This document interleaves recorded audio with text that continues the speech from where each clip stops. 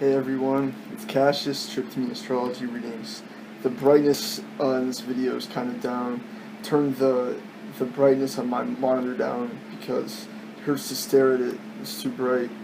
So at this exact moment, the full moon is almost conjunct the Leo star Regulus, which is now at 0 degrees Virgo because of precession, the way the stars move. But it used to be in Leo, and it's the brightest star in Leo, and the closest one to the belt of all planets, the ecliptic. So the full moon, it's visibly right next to the star Regulus in the sky. It's a really bright star. You can still see it with the moon there. It's very bright at this exact moment. It's at the midheaven of the sky. It's 6 degrees away from exactly peaking, and tomorrow night it will be just about as bright. And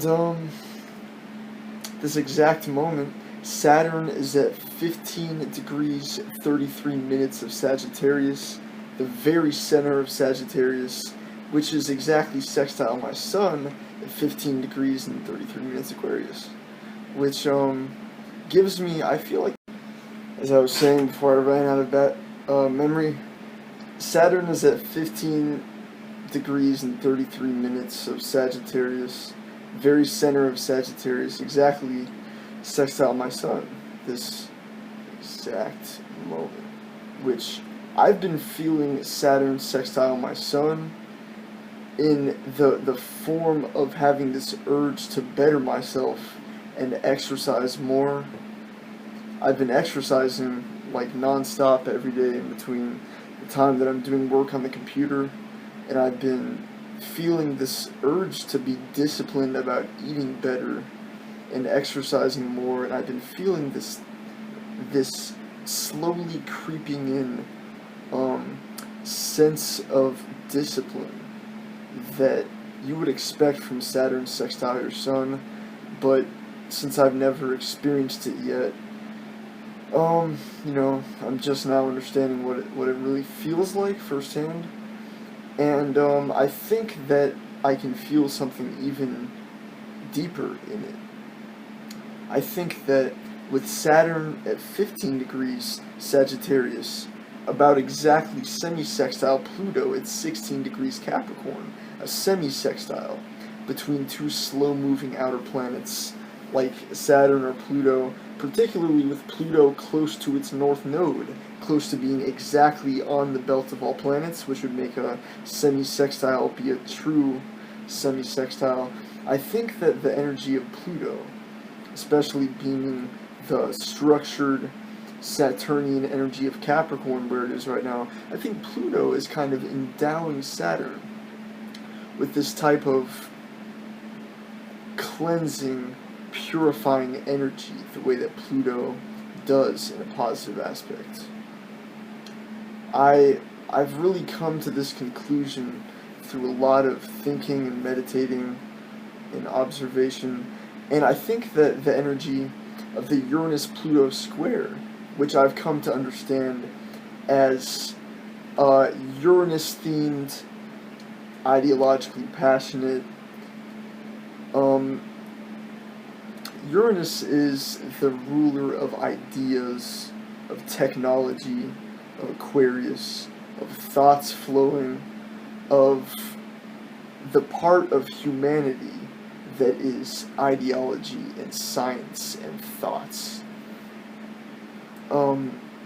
It's the second ego after the Sun, and that's exemplified by the Leo-Aquarius axis, which is really relevant to this full moon because the full moon is almost in Leo, So right now we're feeling the Leo part of the full moon as it's becoming exactly full, approaching its peak at 3 degrees Virgo. It's mostly almost a full moon in Leo, but as it gets deeper into Virgo and it starts to fade, we'll feel the hardened logical shell of Virgo creep more into the picture.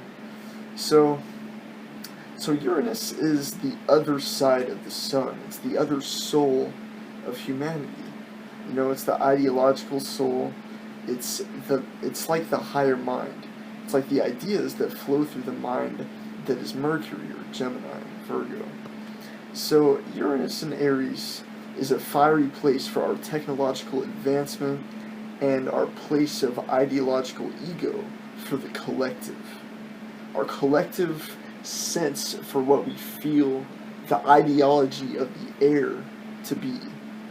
It's Uranus in Aries. But the most important thing that I've come to realize about the Uranus-Pluto square, which is having its last peak right now for 84 more years, of course, is that Uranus is being endowed with a purging, all-cleansing, disrupting, purging, cleansing, purifying, rigid and disciplined Pluto in Capricorn. It's the next time Pluto has entered Capricorn since about the 1760s and 70s or so. Pluto had just entered Aquarius after the American Revolution, and Pluto in Aquarius was the place for the French Revolution, which is very interesting, but that's another topic. So I think that this Saturn in Sagittarius, Saturn in the sign of the philosopher, the person being introduced to the realm of ideas and thinking. Sagittarius is the beginning of the final quarter of the Zodiac. It's where we discover the nature of philosophy and searching itself. And then we get into the structured, rigid construction of the philosophies acquired in Sagittarius in Capricorn. The philosophies become something in Capricorn. Then in Aquarius, a flow of ideas, the very inspiration and lifeblood of a society, of a Capricorn, a structure, is put onto the foundation of Capricorn. And the center of the three-part cycle of Capricorn, Aquarius, Pisces is the idea flow of Aquarius. And then at the end of the Capricorn, Aquarius, Pisces cycle, we have Pisces, the final sign. The idea flow of Aquarius getting so complicated and far out and deep that it becomes a spirituality of Pisces. And then it all dissolves into the next sign, the first sign of Aries.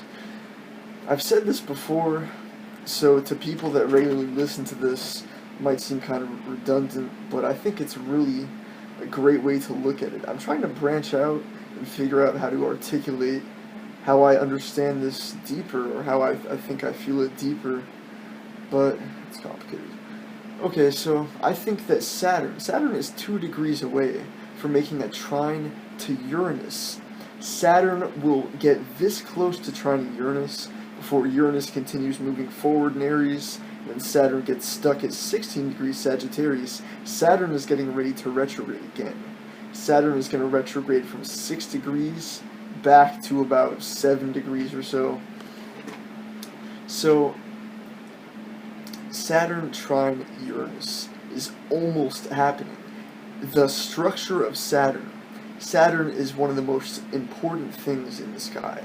Its structure itself, its society, it's the structure of our lives, its work, its discipline, its business.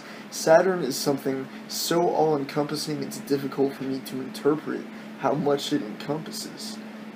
It's been a lot of growth and learning for me to really determine that Saturn and every planet rules what it's alleged to rule. So right now, when something touches Saturn, it seems to be kind of like a flow into a structure of Saturn.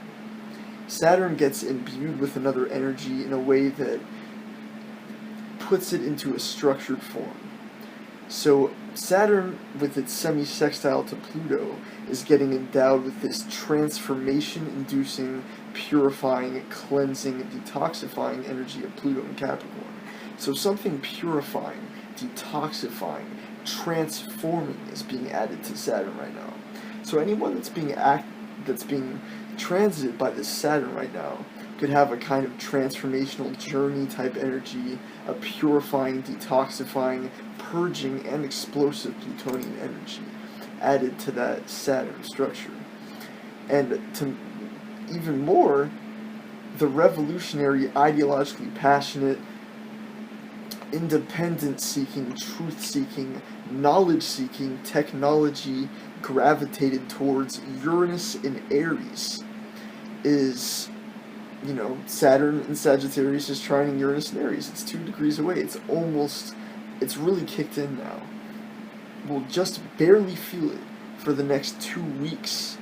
This complex of Saturn trine Uranus, Saturn semisextile Pluto, for about a few more weeks. And then in a few weeks, Jupiter square Saturn is going to start to kick in more as Saturn gets stuck where it is, preparing to retrograde, and Jupiter is now retrograding in Virgo.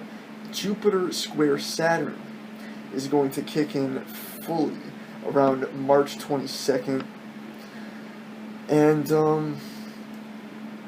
the new moon on around March 22nd is going to oppose Jupiter in Virgo, the new moon in Pisces, and it's going to square Saturn in Sagittarius. So around March 22nd, this new moon is going to plunge us into the depths of Jupiter square Saturn.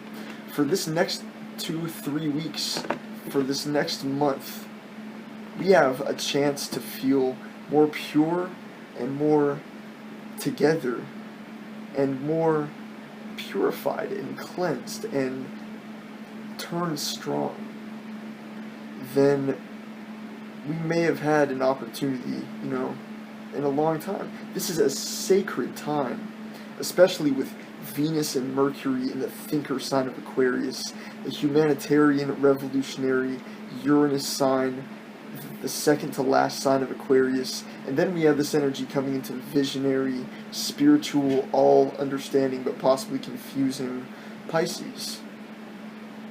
We have a time to feel something right now that we don't usually get to tap into, and it's a time to get our bearings about ourselves. Saturn is grounding this Uranus ideological passion that we have at our disposal right now.